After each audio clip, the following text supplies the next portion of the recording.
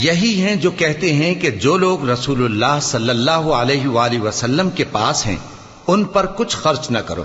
یہاں تک کہ وہ خود بخود بھاگ جائیں، حالانکہ آسمانوں اور زمین کے خزانے اللہ ہی کے ہیں، لیکن منافق نہیں سمجھتے۔ کہتے ہیں کہ اگر ہم لوٹ کر مدینے پہنچے تو عزت والے ذلیل لوگوں کو وہاں سے نکال باہر کریں گے، حالانکہ عزت اللہ کی ہے اور اس کے رسول صلی اللہ علیہ وآلہ وسلم کی اور مومنوں کی، لیکن منافق نہیں جانتے۔ مومنوں، تمہارا مال اور اولاد تم کو اللہ کی یاد سے غافل نہ کر دے، اور جو ایسا کرے گا تو وہ لوگ خسارہ پانے والے ہیں۔